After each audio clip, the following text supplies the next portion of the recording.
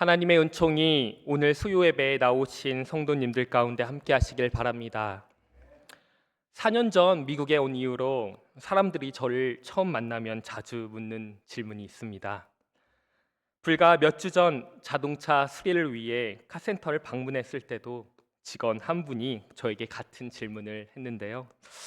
여러분 무슨 질문인지 아시겠어요? 아마 여러분들도 비슷한 질문을 많이 받아보셨을 겁니다. Where are you from? 네, 어디서 오셨어요? 라는 질문인데요.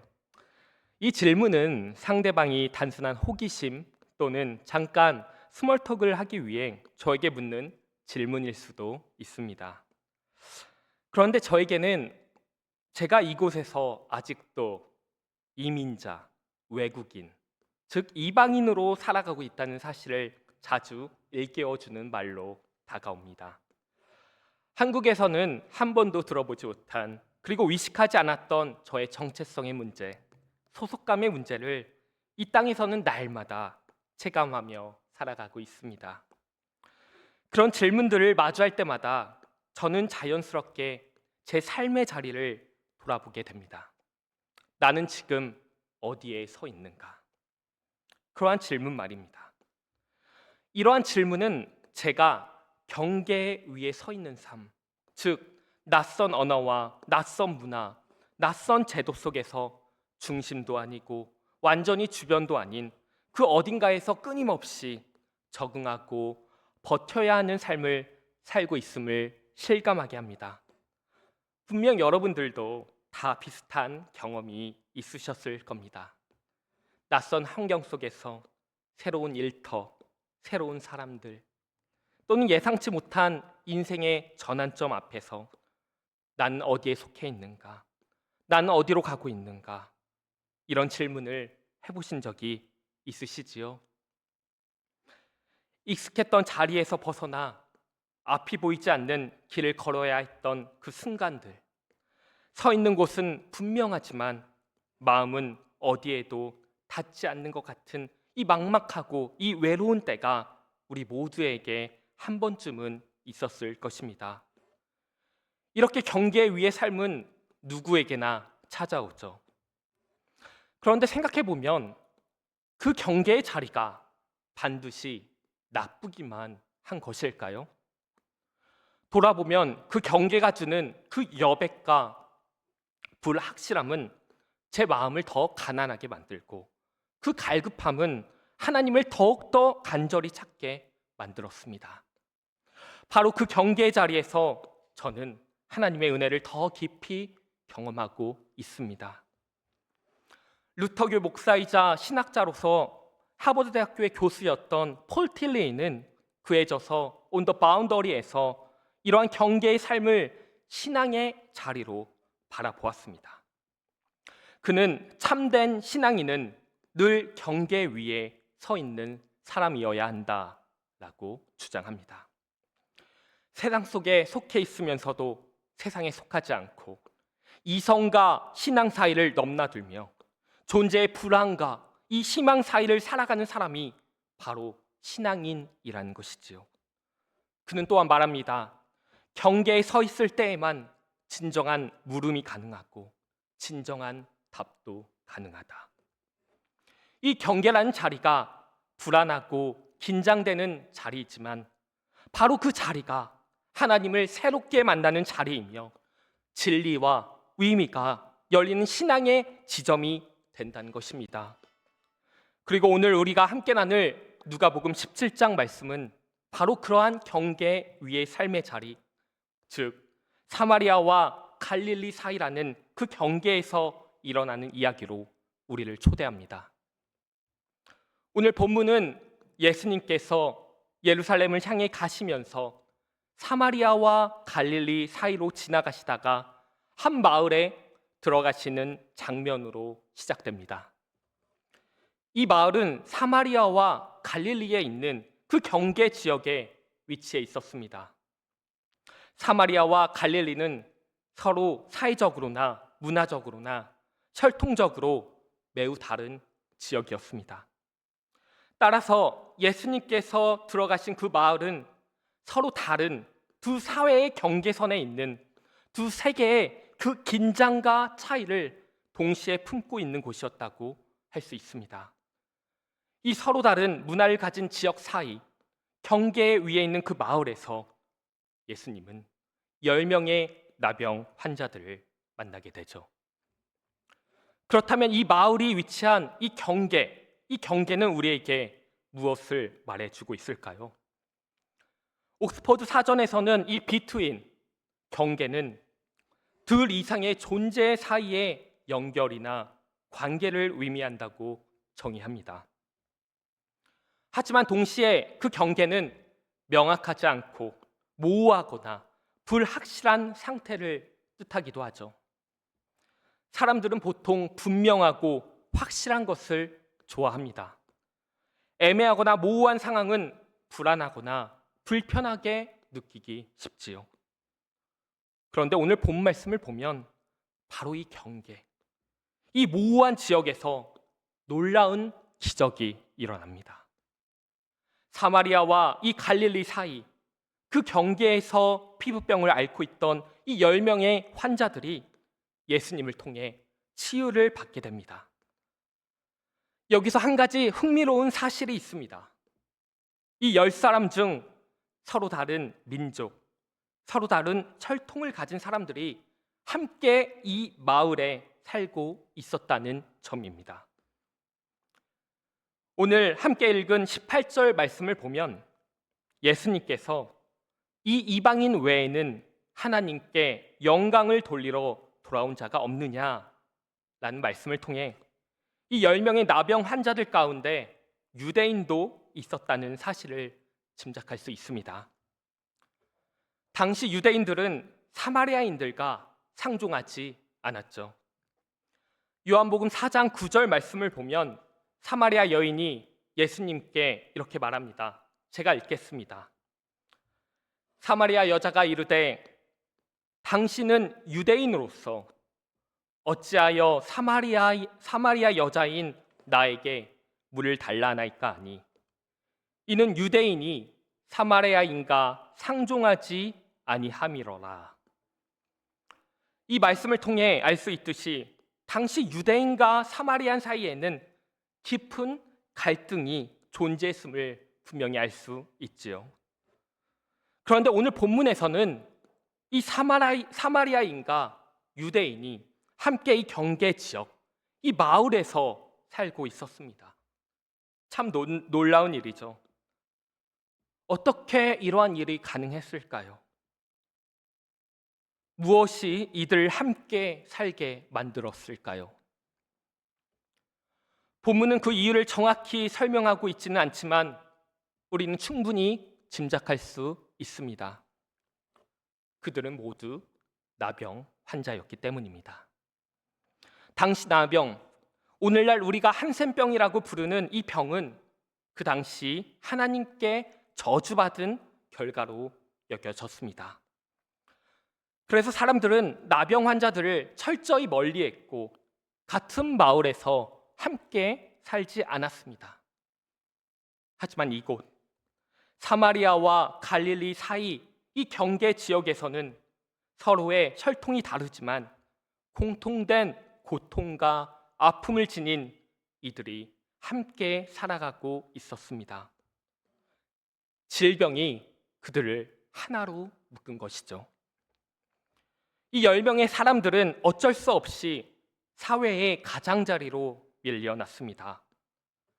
다른 선택지가 없었기에 이 경계 지역에서 함께 살아갈 수밖에 없었던 것이죠. 나병이라는 이 병은 그들 사회로부터 완전히 고립시켰습니다. 하지만 역설적이게도 이 고통의 경험은 그들의 민족의 갈등과 그 차별의 경계를 흐릿하게 만들었습니다. 오랜 세월 동안 유대인과 사마리아인 사이에는 깊은 적대감과 분리가 존재했지만 이 질병과 이 고통의 공통된 경험은 그런 벽을 허물어 버렸습니다.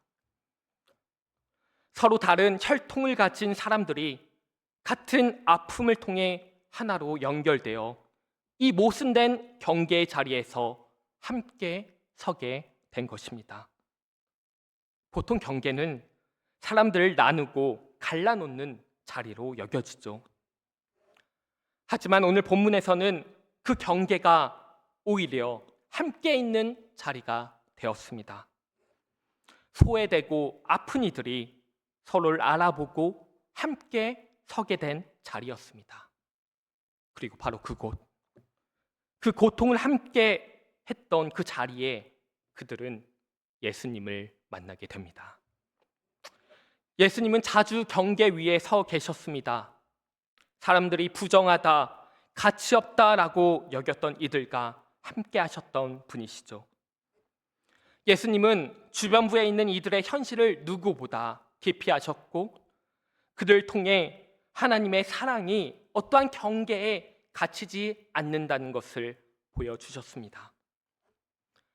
예수님께서 이 나병 환자들에게 다가가시고 특히 돌아온 사마리아인의 믿음을 인정해 주신 것처럼 예수님은 오늘 우리에게도 말씀하십니다. 예수님은 소외되고 외롭고 아파하는 이들과 함께 하신다고 말입니다. 그렇게 그 경계의 자리는 더 이상 고립과 배제의 자리가 아니었습니다. 사람들이 함께 서서 예수님을 만나는 은혜를 경험하는 거룩한 자리로 변화되었습니다. 하지만 예수님께서 이 10명의 나병 환자들을 고쳐주신 후 그들은 다시 한번 나뉘게 됩니다. 예수님께서는 그들에게 말씀하셨습니다. 14절 말씀인데요. 우리 다 같이 한번 읽어볼까요? 시작. 보시고 너희 몸을 보이라 하셨더니 그들이 가다가 깨끗함을 받은지라. 예수님께서 나병 환자들에게 가서 제사장들에게 너희 몸을 보여라 라고 말씀하셨습니다. 그들은 예수님의 말씀에 따라 길을 가는 동안 깨끗함을 입게 되었습니다. 왜 예수님께서는 나병 환자들에게 제사장들에게 가서 몸을 보여주라고 하셨을까요? 당시에는 병이 나으면 가장 먼저 해야 할 일이 제사장에게 간 것이었습니다. 제사장이 그 치유를 공식적으로 확인해 주어야만 비로소 자신이 속한 공동체 안으로 다시 들어올 수 있었기 때문입니다. 제사장의 선언 없이는 성전에 들어가 예배드리거나 사회 생활로 복귀할 수 없었습니다.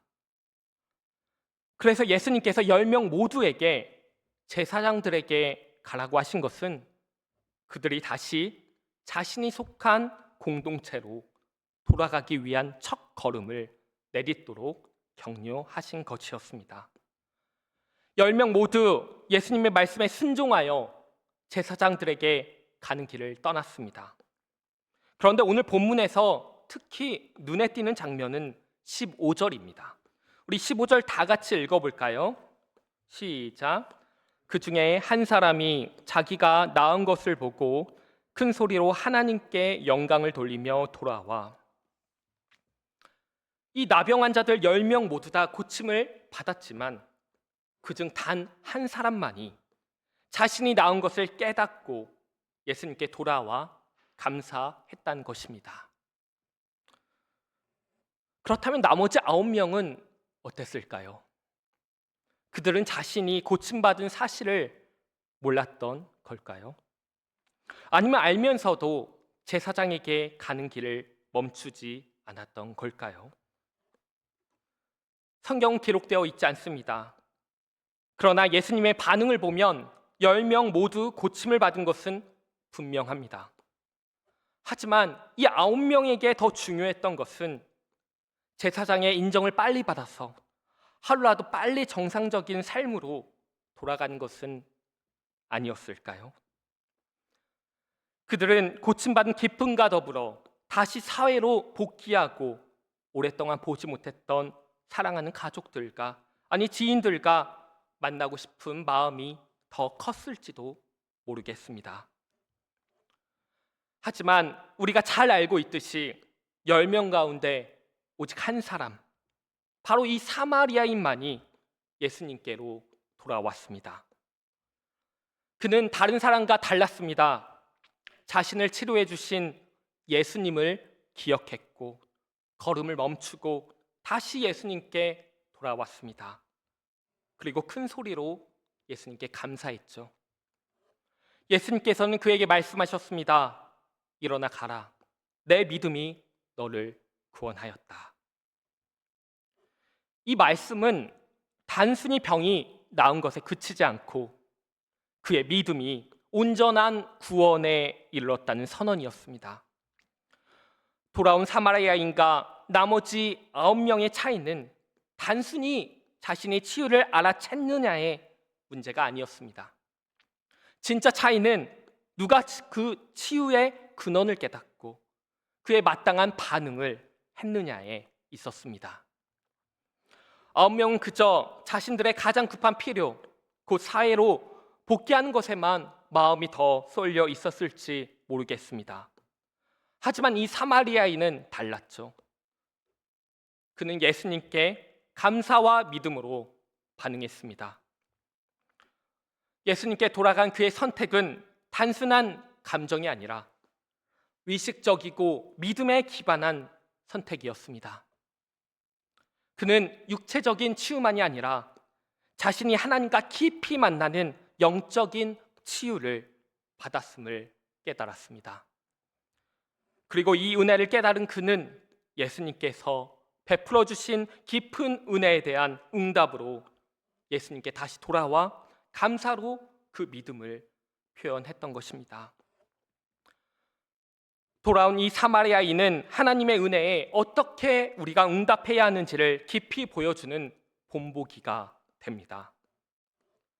예수님을 만남으로 변화를 경험한 그는 단순히 치유의 선물을 받고 떠난 것이 아니었습니다. 오히려 자신의 아픔의 자리로 다시 돌아와 예수님께 감사를 드렸습니다. 그의 모습은 우리에게 이렇게 말하는 것 같습니다. 하나님의 은혜를 깨달은 것은 의식적이고 적극적인 응답을 요구한다는 것을 말입니다. 사마리아인이 예수님께 돌아와 찬양과 감사로 응답했듯 우리도 하나님께 받은 은혜를 깨닫고 더 감사로, 더 찬양으로, 믿음으로 응답해야 합니다. 또한 예수님께서 이 사마리아와 갈릴리 사이 이 경계에 찾아와 소외되고 아파한 이들과 함께 하셨던 것처럼 우리 역시 이 하나님의 은혜에 응답하는 삶을 살아야 합니다. 곁에서 밀려난 이들 향해 다가가고 외롭고 아파하는 사람들의 이야기에 귀를 기울이고 이방인을 환대하며 함께 치유와 회복을 이루어가는 삶 말입니다. 하나님의 은혜에 응답한다는 것은 내가 받은 은혜를 소외되고 고통받고 아파하는 이들과 함께 나누며 그들과 함께하는 것을 의미합니다. 성도 여러분, 이제 말씀을 닫겠습니다.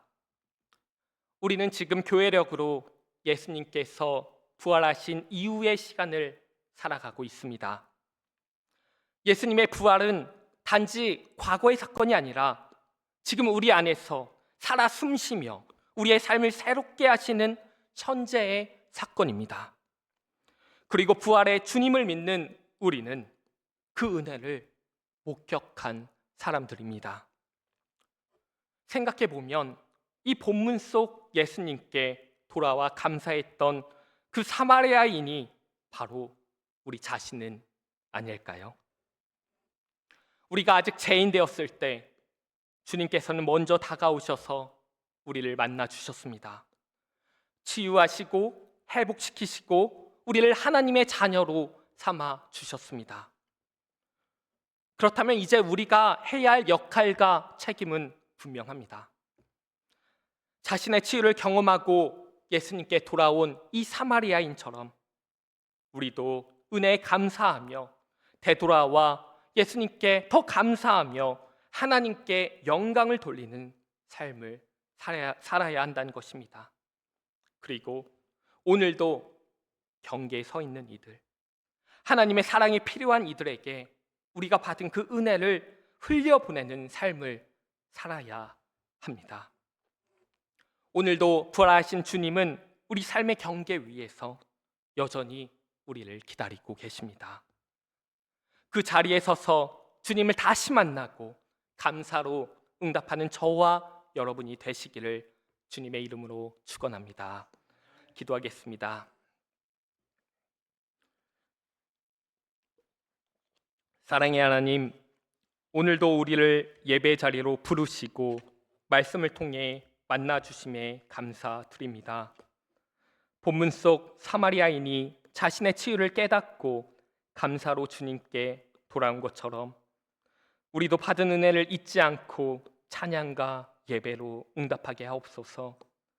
치유의 선물에만 머무르지 않고 그 은혜의 근원을 바라보며 우리의 삶 전체로 하나님께 영광 돌리는 신앙인이 되게 하옵소서. 오늘도 경계 위에 서 있는 이들, 소외된 이들, 외로운 이들, 상처 입은 이들 곁에 계신 주님처럼 우리도 받은 은혜를 나누며 아픈 이웃의 이야기에 귀 기울이고 함께 울고 함께 웃는 믿음의 공동체로 성장하게 하옵소서. 예수 그리스도의 이름으로 기도드립니다. 아멘.